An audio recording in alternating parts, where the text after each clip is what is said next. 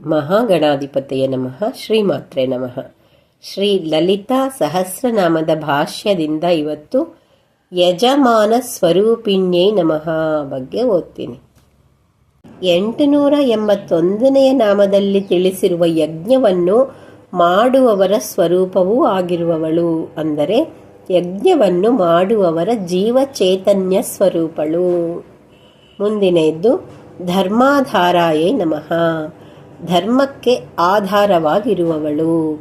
ಧರ್ಮಕ್ಕೆ ಅನೇಕ ಅರ್ಥಗಳಿವೆ. ಪಂಚಭೂತಗಳು ಆದಿಯಾಗಿ ಸಕಲ ವಸ್ತುಗಳು, ಸಕಲ ಪ್ರಾಣಿಗಳು ಸೃಷ್ಟಿಕ್ರಮದಲ್ಲಿ ಬಂದ ತಮಗೆ ಅನುಸಾರವಾದ ಪ್ರವರ್ತನೆಯಲ್ಲಿರುವುದಕ್ಕೆ ಧರ್ಮವೆಂದು ಹೆಸರು. ಉದಾಹರಣೆಗಾಗಿ ವಾಯುಧರ್ಮ, ಅಗ್ನಿಧರ್ಮ, ಪಶುಧರ್ಮ, ರಾಜಧರ್ಮ, ಋತುಧರ್ಮ ಇಂತಹ ಧರ್ಮಗಳಿಗೂ ಆಧಾರವಾಗಿರುವವಳು ಶ್ರೀದೇವಿಯೇ. ಅಲ್ಲದೆ ದೇವರು ಇರುತ್ತಾನೆಂಬ ತಿಳುವಳಿಕೆಯನ್ನು ಹೊಂದಿರುವ ಮನುಷ್ಯನು ಪಶುಗಳಂತೆಯೇ ಇದ್ದರೆ ಧರ್ಮವೆನಿಸಿಕೊಳ್ಳುವುದಿಲ್ಲ. ಮೋಕ್ಷ ಮಾರ್ಗಕ್ಕೆ ಅನುಸಾರವಾದ ನಡವಳಿಕೆಗಳಲ್ಲಿರುವುದೇ ಧರ್ಮವೆನಿಸಿಕೊಳ್ಳುವುದೇ ಹೊರತು ಈ ನಡವಳಿಕೆಗೆ ವ್ಯತಿರೇಕವಾಗಿದ್ದರೆ ಅಧರ್ಮವು.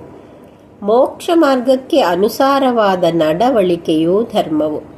ಮೋಕ್ಷ ಮತ್ತು ಧರ್ಮಕ್ಕೆ ಅನುಸಾರವಾದ ಧನಾರ್ಜನೆಯು ಅರ್ಥವು.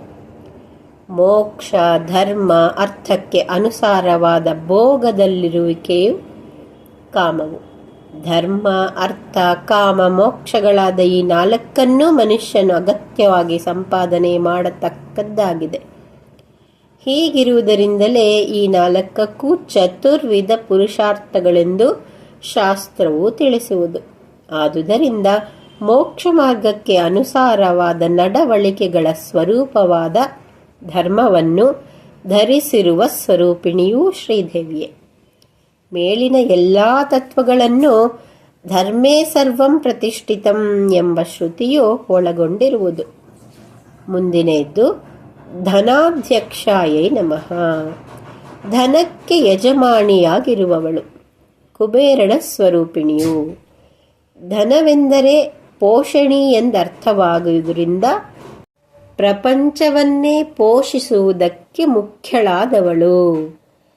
ಧನರ್ಮಗ್ನಿರ್ಧನಂ ವಾಯುರ್ಧನಂ ಸೂರ್ಯೋ ಧನಂ ವಸುಃ ಧನಮಿಂದ್ರೋ ಬೃಹಸ್ಪತಿರ್ವರುಣಂ ಧನಮಶ್ನುತೆ ಎಂಬ ಶ್ರುತ್ಯಾಧಾರದಂತೆ ಜಗತ್ತನ್ನು ಪೋಷಿಸುವವರಾದ ಅಗ್ನಿ, ವಾಯು, ಸೂರ್ಯ, ವಿಷ್ಣು, ಇಂದ್ರ, ಬೃಹಸ್ಪತಿ, ವರುಣ ಇವರುಗಳಿಗೂ ಅಧ್ಯಕ್ಷಳಾಗಿರುವವಳು. ಶ್ರೀಮಾತ್ರೆ ನಮಃ.